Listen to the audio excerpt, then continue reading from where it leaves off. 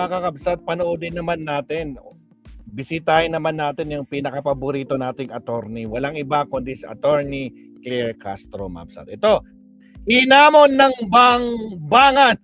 Ay, bangbangan daw sila, Mapsat. Ni Senator Trillanes. Sino? Si Barbie, mga kakabsat. Baste Duterte, gigil na gigil. Hinamon ng bangbangan. Anak, grabe naman si Attorney Claire dito, bangbangan talaga. Para maibig sabihin nito. Diyos ko po, Rudy. Sige, tingnan natin to. Diyos ko, Lord. Ako naman, bangbangan naman, Attorney Claire. Ay, gravity. O, ito, ang laging nangahamon na laging duwag. Puro hamon lang, Diyos ko, Lord Rudy. O, ito, Putragis. Bilisan natin to para matapos kaagad. Speed up tayo, speed up. Yan, 1.5 tayo. Ay, 1.25. Hello everyone, welcome back to my YouTube channel. Bato sa Attorney Claire Castro. Today is April 26, 2026. Advance Okay, April 26, 2026. Yan. Okay, good evening kay Sherlock. Nandito na. Si Maxape, si Tatay Jess, Tatay G's. Of course, nandiyan na ba si, nakita ko na si Shiro Kansak. Pin, Salvacion Apin. Junkie. Okay, Titan Hell. Forward. Tata, Cathy Enriquez. Although, hindi ko siya nakita sa Facebook. Nakita ko sa iba. Eto. Nakita niyo na rin ba ito, mga ka-clear? Oo. Tell me na kung nakita niyo na rin Hindi to. ko pa nakita yung attorney. At kung ito ba ay totoong paghahamon. But anyway, kasi lumabas. So, siguro, kung hindi, i-deny na lang nila. Take up na lang natin. I-assume natin na ito ay totoo. Ayan, April 24, 2026. Kanino ko makinuha? Pasensya na, MMS at iba pa. Yan. Kanino to? Si TTO. Kanino? Dito ba? Okay. So, makikigamit lang tayo rito, mga ka-clear. So, nakita nyo na to. Please tell me, nakita nyo na rin po to. Sana magita naman ako. Si Shirley Robosa. Yes. Hello po, Shirley. Watching from Bohol, si Marites Soon. Okay. And Braveheart. Oo. Hindi po verified, Attorney Claire. Okay, so ayan at least lagay natin hindi verified Hindi verified. Pero i-take up natin ang legal implication nito. Okay? Yan. Kung ano, kasi tinitignan ko sa iba, sa kanyang Facebook, parang hindi ko nakita. So, hindi verified. Well, anyway, parang, okay. Saan yun? Para kang sabi ng Myoji, para kang si Robin, mahilig sa rebelde acting. Yun. Well, anyway, mga clear. Okay, sige. Ito ay nakita lang natin. So, titigapin natin. Hinahamon ko ang buwang ka ng mga Duterte na pilahan ako ng sandamakmak na kaso kung hindi ako nagsasabi ng totoo. Well, may totoo ito. Diba? Dapat naman ganun. So, yun ang hamon niya. Ibig sabihin, matapang si Senator Trillanes na harapin ang consequence kung siya ay gumagawa lang ng kwento. Kung siya ay gumagawa lang ng intriga, nagpaplanta ng ebidensya na hindi niya gawain. Alam natin na hindi niya gawain yun. Body shot things sticker. Diba? Hindi kilala si Senator Trillanes na gumagawa ng kwento. Unlike yung mga Duterte, unlike yung mga kalyado ng Duterte, ito-twist nila yung facts. Alam niyo yun, ito na yung kwento, pero pipilitin pa nilang i-twist para sumuwak sa kwento nila at pangalandakan ang Pangulo, ang gobyerno, no? Ang siyang fake news. Yung gagawin nila, ito-twist nila yung iba para masilaan ng Pangulo. Well, dito, mga ka-clear, ang hamon ni Senator Trillanes, sige, sampahan niyo ko ng kaso. Sampahan niyo siya ng kaso. Kung sa feeling niyo, ay wala siyang sinabing tama. At ito mga sinabi niya tungkol sa mga bilyones sa transaksyon ng mga Duterte, ay hindi totoo. Okay? So, dito nakita natin, dito sa Facebook na to, di umano. Yan, ito naman di umano. Minura. Inahamon kita ng barilan para malaman ng buong mundo ang kasinungalingan at kabaklaan mo. Diba? So, well, hindi naman iba. Hindi naman kakaiba kay Mayor Baste ang maghamon. Diba mga klient, natandaan nyo ba? Ito, alam naman natin kung paano niya bang hinamon si General Torre. Alam natin kung paano niya hinamon si Madriaga. Isabay pa daw si General Torre. Diba? Alam natin yan. So, ito, siguro kung hindi kanya, nakita na po. Ano nakita na po? Yung hamon. So, meron na. Yes, Yusek, nakita ko yan. Oh, yan, nakita. So, meron, di ba? Meron. Pero, syempre, itanggi na lang ni Mayor Baste, di ba, Lord Glenn, kung hindi niya to salita. Kasi lumabas, so we have to take that up. Okay? Okay. So, mga clear. Kasi dati yung paghahamon niya kay Madriaga, di ba? At that time, sabi ko, hindi ko nakikita sa Facebook niya. Pero lumabas sa news sa mainstream So dito, nakita ko lang sa SOCMED. Nakita ko lang na nakapost.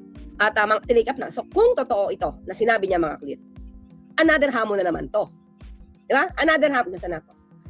Uy, nawala. Sorry. Wait. Saan ba yun akin? Yun. Another hamon na naman to. Barilan pa. Di ba? At para patunayan yung kasinungalingan at ginamit na yung kabaklaan. Di ba mga ka-clear? Ano to? Ito ba ay Tragis. gigil para makabuelta sa pagturing di umano ng kanyang ama na siya ay bading. Kaya para mapakita na siya lalaking lalaki, kailangan ng barilan. Mga clear. Pero natatandaan niyo ba to? Okay, pakita ko lang Ito. Hindi po ito pagpapairal ng violence. Ito ay pagbibigay sa akin ng pagkakataon na imbis na ako yung ambusin kapag sa ng style nila, meron akong pagkakataon na lumaban. Patay. Kaya yung aking kaibigan, inambus nila patay. Si Garcilapi. Yung isa kong inimbestiga sa Davao, si John Bala, pinapatay. Wait. Ibig sabihin, wait lang Kasi bro, nandyan yung Ibig sabihin, si Wally Carbonell, si Sir Waldy Carbonell, ibinibintang sa mga Duterte ang pagpaslang kay Percy Lapid. Malabo. Diba? Ganun po parang ngayon ko lang ito nadinig yung isa kong inimbestiga sa Davao, si John Bala, patay. Kaya yung pagkakataon na imbis na ako yung ambusin kapag sa ng style nila, meron akong pagkakataon na lumaban. Patay. Kaya yung aking kaibigan, inampus nila patay. Garcilapi. Di ba? Sa paningin ni Sir Waldy Carbonell, mukhang mga Duterte rin ang nagpa-ambush. According to him, mga kaklira. Yung isa kong inimbestiga sa Davao, si John Bala, pinapatay din ni Duterte kay Las Cañas. Yun.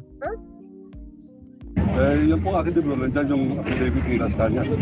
Ibig sabihin, nung hinamon ako ng duelo ni Duterte, may sintensya na rin ako. Oo, mga kaklira, hinamon siya dati ni dating Pangulong Duterte. Pakita ko mga kaklira. Ganito sila kasi. Yan Duterte did broadcast Waldy Carbonell to duel, not the other way around. Ayan, September 1, 2022, tingnan natin Duterte dared Carbonell to a duel in 2003 when Carbonell was in Davao. Waldy Carbonell, a broadcaster who was recently arrested for cyber libel, once dared former... Ito yung claim. Pero, ang totoo ay, the bottom line, it was not Carbonell who dared Duterte to a duel. Rather, it was Duterte who dared Carbonell. Tama. Diba? Siyang nang hamon. Yun, okay? So, mahilig sila na ng duelo? Barilan, suntukan. So, hindi na to bago sa kanila. Okay? So, balikan natin. Ito, hinamon naman niya dito si... Sumipot ako dun sa Davao, hindi naman siya nagpakita. Okay lang, at least buhay tayo ngayon. Tama. At saka hindi po tayo nakulong. Anong taon po yan, Kawaldi, nung hinamon ka ni Duterte doon sa Davao at napatunayan mo naman? 2003 pa, 2003, yung mga pusa. mayor pa siya ng Davao. So, hindi pa siya Pangulo that time nun. Pero siya ang hari ng Davao. Sige po. Sige. Ayan, pababansin mo naman. Tapos na ba ito? Ano nga, nagdudusting ako. Sabi ko sa mayor, pinudumog ng mga anak ko. Waiting for... ito yung day na araw ng pagduduelo nila, pero hinihintay niya si Mayor Baste. Remember that? Okay, anyway. So, yun mga kaklir, balik tayo dito, no? Ang sa akin lang, okay? Ang sa akin lang mga kaklir. Kung ito ay mayroong binanggit si Senator Trillanes tungkol sa mga di umanong yaman ng mga Duterte, sa di umanong kaugnayan nila sa mga drug lords, sa di umanong pangungurakot nila, hindi naman barilan ang sagot Ang sagot dito mga kaklir, patunayan yung hindi. Kasi bakit public servants kayo? Ilang taon na ba kayo namamayagpag dyan sa Davao City? Naging Pangulo pa si dating Pangulong Duterte. Naging Vice Presidente pa si Sara Duterte. Lahat yun nasa politika. Parang ginawa ng negosyo yung politika. Diba? Iwasan nating magmuro oo sa atin dito sa channel natin, hindi po tayo, iwasan po natin. Alam niyo mga kaklir, hindi tayo nag-a-ad hominem. Okay? Thank you so much. Thank you, Jamin. Saka, ito, minor de edad pa. Saka may mga babies tayo dito. So sa atin mga kaklir, hindi tayo dapat ad hominem. Okay? Iwasan natin siya. Para tayo dito ay mga decent. Yan. Thank you, Jamin. Okay, so mga kakli, di ba? Hindi sagot ang paghahamon ng suntukan, ng barilan, ng patayan para maliwanagan kung meron bang ninakaw o walang ninakaw. Kung nakikipagsabuatan ba sa drug lord o hindi. Kasi, mga kakli, ganito yan. Ang pagkakampanya noon ni dating Pangulong Duterte, naniwala naman kasi tayo na tayo ay masasagip mula sa problema ng droga. 'Di ba? So, nandun yung war on drugs. War on drugs. Kalaunan, may napapatay. Okay. Pero, mga ka-clear, ito mga napapatay na to, may nagsabi kasing kaalyado nila na deserve nilang mamatay. Mga ka-clear. Alam mo kaya lang nasasabi ito ng isang kaalyado nila, isang DDS, na deserve nilang mamatay? Kasi hindi pamilya niya yung nabiktima. Totoo lang mga ka-clear ha. Siguro, merong iba dyan na talagang nagdi-deal ng droga, pero may iba dyan na pinagbintangan lang, merong iba dyan na turo lang, merong iba dyan pinagkakitaan lang. At mga ka-clear, yan ang inamin ni Mayor Magalong. O si Kasi Mayor listang namin. nakita niya, yung iba, di ba? Nakalista lang or politika. Shout out, Aloy Bautista. Pinatay lang. Di ba? Kaya hindi pwede sabihin ng isang DDS na to na deserve nila yan. Hindi pwedeng deserve nila yan. Kasi buhay yun. Alam mo mga kakakli, hindi man sabing deserve nilang mamatay. Ito yung mga taong walang paniwala sa Panginoon. Alam mo yun? Na okay lang sa kanilang pumatay. Imagine mo kung paano, sabi ko, imagine natin mga kakli yung pelikula na kapag pinasok yung isang demonyo, inutusan yung isang demonyo, maghasik ka ng kalagiman doon. Ang daming na-attract sa demonyo na yun. Parang ganun yung nangyayari. Naghasik ng kadiliman, ngayon ang daming kulto. Parang ganun yung dating, parang pelikula lang. Tapos ginajustify yung mali na okay lang pumatay. Diba? Bakit pa tayo nagkaroon ng revised penal code, at nagkaroon pa tayo kung ano yung dapat na penalty, diba? Kung magiging parang lahat ng tao dito ay pwedeng vigilante. Diba? Ano na yung susundin nating hustisya? Diba? So, katulad dito mga kaklira, itong pagyaya sa isang duelo, actually, ito ay hindi naaayon sa batas, mga kaklira. Sa totoo lang, pakita ko sa inyo para, ayan. Okay. Challenging to a duel. The penalty of prison correctional in its minimum period shall be imposed upon any person who shall challenge another or incite another to give or accept a challenge to a duel, or shall scoff or decry another publicly for having refused to accept a challenge to fight a duel. Diba? Pag naghamon ka, actually, meron ka ng nilalabag na batas. Anong elements ng offense? May offender, nag-challenge, incited another to give or accept a challenge to a duel, scoff, kumaga, ano ka lang, chicken, manok ka, duwag ka, diba? Kasi hindi mo ina-accept yung aking pag-challenge sa duelo. Whether a duel actually took place is immaterial. So the mere fact na naghahamon ka na, it's already a crime. Yun mga ka-clear. Diba kaya ko tinake up ito? Kasi ang dalas maghamon.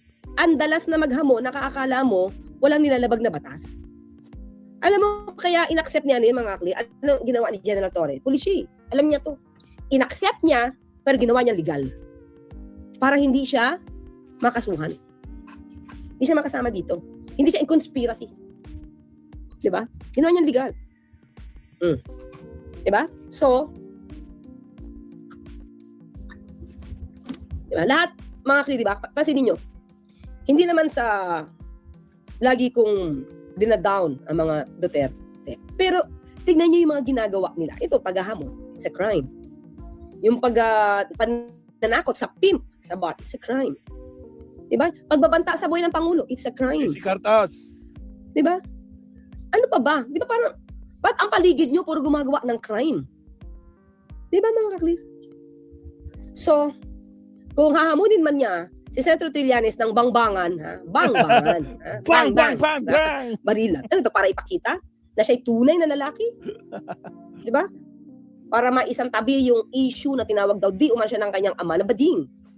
Ay, Basti Barbie. Well, anyway, di naman natin, ako ha, personally, hindi ko makilala si Baste. O ano ba siya. Kung bading ba siya o hindi. O, wala, it doesn't care. I don't care. Ha? I really don't care kung bading ba siya o hindi siya bading. Diba, dapat gumawa lang ng tama at naaayon sa batas. Barbie ha? yan, attorney. Barbie. Okay? Barbie Duterte. Diba? Kaya lang, parang nasa dugo din naman nila na pag naghamon, hindi rin naman sumisipot. Yun Ganyan lang. din naman yung tatay niya, di ba? Ganyan din ang ginawa niya kay Trillanes, ano, di ba? Meron pa siyang sinabi, may sinabi pa siya pag napatunayan yun at ano sila sa droga, magre-resign siya or ano? Di ba? Okay, anyway, hanapin ko yun mga ka-clear. Yes, Nonoy DL. Pinakita ko na sa iyo sa pag naghamon ng duelo, ha? Kaya dapat hindi utak kriminal. Yung mga public servants kasi natin, na binoboto natin, dapat hindi utak kriminal. Ha? Ay, nako. Okay, mga ka-clear, yan lang tayo, no? Yo. So, okay, si Inuwal, meron pa po tayo, tatlo pa po. Ha? Ay, Maraming salamat. Thank you again kay Body Shot, sa sticker. Okay pa, don't forget to share, subscribe, and i-like nyo na po. Pindot lang po yan, ha? Almost 4,500 live views tayo. Baka pwede pong maglambing. Baka naman. Pakipindot na lang po yung inyong like button. Okay, Lassie, thank you so much. So, see you in a while. Bye-bye, Mami Ida Masukat, Auntie Amitis Bayabo, Mami Trisel Martin, Mami Antonia Vicente. At may nakilala tayo kanina, sana nakikinig siya at nanonood, si Sir Danny. Dito sa may bandang malapit sa may Banawe. Okay, Sir Danny, thank you so much. See you in a while. Bye-bye. Salamat, attorney. Ayan mga kakabsat, no? Nako po. Okay, wait lang. So, ayan mabsat. Oops, wait, bakit nagpe-play? Huwag ka muna magpe-play. Diyos ko, Lord Rudy. Huwag ka muna Most meeting tools hear nag-play your na. words. So, ayan nga mga kabsat, napahinggan natin sa Attorney Claire, no? Putragis itong si Barbie, walang sawang sa paghahamon. Hamon ng hamon, pero hindi naman natutuloy. Di ba? Puro hamon lang ang mga hamon lang ng katawan. Supot naman, ayun lang. Diyos ko po, I am Batman.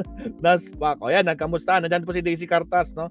Shoutout daw, Daisy Cartas. Sabi ni Madam Allen Valencia. Shoutout sa lahat. Alright? So, mag-last topic tayo, mga kabsat. Ito na po, pinaka-last topic po natin bago tayo mag-end sa ating live stream for today.